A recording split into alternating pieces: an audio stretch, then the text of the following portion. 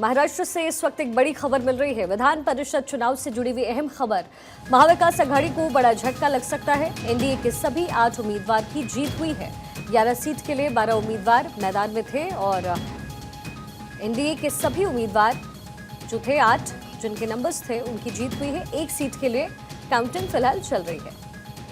ये बड़ी जानकारी महाराष्ट्र से विधान परिषद चुनाव से जुड़ी हुई अहम खबर।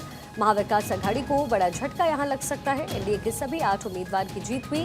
11 सीट के लिए 12 उम्मीदवार मैदान में थे। 1 सीट के लिए हालांकि काउंटिंग अभी भी की जा रही है। सत्य प्रकाश सोनी सहयोगी कनेक्टेड है। सत्य प्रकाश, क्या इन्फॉर्मेशन है आपके पास?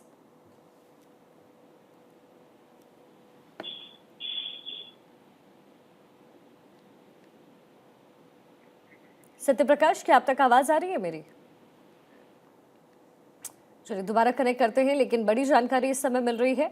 महाविकास आघाड़ी को महाराष्ट्र में एक बार फिर से बड़ा झटका लग सकता है। एनडीए के सभी 8 उम्मीदवार की जीत हो चुकी है। 11 सीट के लिए 12 कुल उम्मीदवार थे मैदान में, जिसमें 8 कंटेस्टेंट्स एनडीए के थे और उन्हें जीत हासिल हुई है। 1 सीट के लिए काउंटिंग फिलहाल अभी भी चल रही है। महाराष्ट्र एमएलसी चुनाव और इस समय महाविकास आघाड़ी को बड़ा झटका लग सकता है। ये बड़ी इंफॉर्मेशन इस समय महाराष्ट्र की सियासत से जुड़ी हुई। इसी साल महाराष्ट्र में विधानसभा चुनाव भी हो रहे हैं। अब इस नजरिए से अगर देखें तो चुनाव से पहले ही ये साफ हो जाएगा कि कौन किसके साथ खड़ा है। इसी बीच एमएलसी चुनाव से पहले ही कांग्रेस को आज एक बड़ा झटका तब लगा जब उसकी मीटिंग से 3 विधायक गायब हो गए। एमएलसी चुनाव से ठीक पहले कांग्रेस के 37 में से 3 विधायक पार्टी की मीटिंग में शामिल ही नहीं हुए। इनमें से एक जितेश हैं, जो कि कांग्रेस छोड़कर के बीजेपी में आने वाले पूर्व सीएम अशोक चव्हाण के खास माने जाते हैं। दूसरे विधायक का नाम जिशान सिद्दीकी है, जो हाल ही में अजित गुट में शामिल होने वाले बाबा सिद्दीकी के बेटे हैं। तीसरे विधायक का नाम है संजय जगताप। हालांकि वो वार्षिक तीर्थकाल जुलूस से शामिल होने गए हैं और कांग्रेस का कहना है कि जगताप ने इस बारे में जानकारी उन्हें पहले से ही दे दी थी, पहले इन्फॉर्मेशन दे दी थी। सत्य प्रकाश दोबारा कनेक्टेड है हमारे साथ। सत्य प्रकाश, महाविकास आघाड़ी को बड़ा झटका लग सकता है और आने वाले दिनों में विधानसभा चुनाव भी है। ऐसे में बहुत जरूरी है कि महाविकास आघाड़ी खुद को एकजुट रखने की कोशिश करे और कांग्रेस का क्या टेक होगा ये भी बहुत महत्वपूर्ण हो जाता है।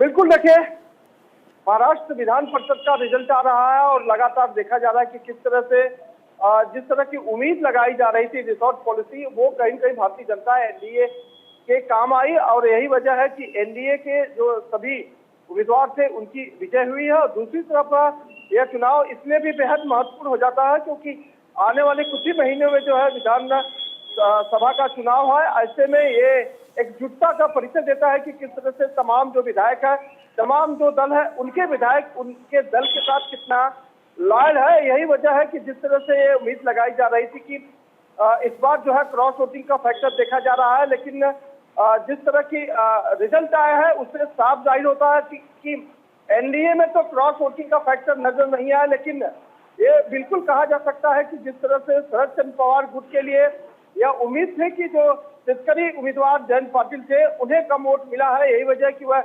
मतदान केंद्र से ही उठकर चले गए हैं। अब हालांकि बहुत कम वोट उन्हें मिले हैं, लेकिन दूसरी तरफ शिवसेना यूबीटी के जो उम्मीदवार है उनको जो है सिर्फ 22 वोट मिले हैं। मिलिंद नार्वेकर को देखा जाए तो सिर्फ 22 वोट मिले हैं। 1 वोट की जरूरत उन्हें भी है। अगर वोटिंग अभी भी जारी है और इस तरह की जानकारी मिलती है कि नार्वेकर को 1 वोट मिल रहा है तो जाहिर तौर पर नार्वेकर की जीत हो सकती है। लेकिन अगर 1 वोट नहीं मिलता है तो यह साफ हो जाएगा कि कांग्रेस के विधायकों के द्वारा जरूर कहीं न कहीं जो है क्रॉस वोटिंग की गई है।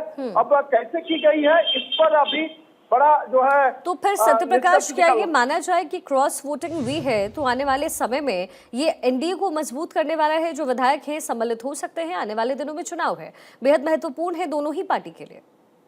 बिल्कुल, यह संदेश तो जरूर जाता है कि एनडीए बिल्कुल मजबूत है। एनडीए ने जिस तरह से अपने विधायकों को संजोए रखा उसका एक साफ नजारा है कि एनडीए के सभी उम्मीदवारों की जीत हुई है। एनसीपी अजित पवार गुट के दोनों विधायकों की उम्मीदवारों की जीत हुई है। शिवसेना शिंदे गुट के जो दोनों विधायक थे उनकी जीत हुई है। और वहीं भारतीय जनता पार्टी के जो 5 उम्मीदवार मैदान में उतारे गए थे उनकी जीत है। हालांकि उम्मीद भाजपा को सिर्फ 4 उम्मीदवारों की थी, लेकिन 5 की जीत हुई है। तो ऐसे आंकड़ा लगाया जा सकता है कि आखिरकार क्रॉस वोटिंग अगर नहीं हुई है तो जीत कैसे हुई। इससे साफ जाहिर होता है कि कांग्रेस के ऊपर जो उम्मीद शरद चंद्र पवार गुट लगाया रहा था, उसमें जो है यह कहीं न कहीं छेद किया गया है, कहीं न कहीं मतभेद आया है। यही वजह है कि जयंत पाटिल जो सत्करी विभाग से उन्हें उम्मीदवारी दी गई थी, उसमें जो है उन्हें बेहद वोट कम मिला है। इसलिए भी देखा जा रहा है कि काफी नाराजगी, हालांकि जश्न की तैयारियां की गई थी। ऐसा मुझे बताया गया कि अगर मिलिंद नार्वेकर जीतते हैं या फिर जयंत पाटिल जीतते हैं तो जश्न किया जाएगा, लेकिन जैसे ही ये सूचना मिली कि मतदान केंद्र से ही उठकर चले गए जयंत पाटिल, उसके बाद सारे प्रोग्राम को कैंसिल कर दिया गया। तो ये साफ जाहिर होता है कि कहीं न कहीं जो है कांग्रेस खेमे से जो है क्रॉस वोटिंग की गई है, क्योंकि कांग्रेस के पास ही महाविकास अघाड़ी में सबसे ज्यादा जो है विधायकों की संख्या 39 थी, जिसमें 23 जो वोट जो है कांग्रेस को मिला। बाकी के वोट जो मिलने चाहिए थे वो नहीं मिले हैं। इससे साफ जाहिर होता कि कहीं न कहीं क्रॉस वोटिंग का ये मामला सामने आ सकता है।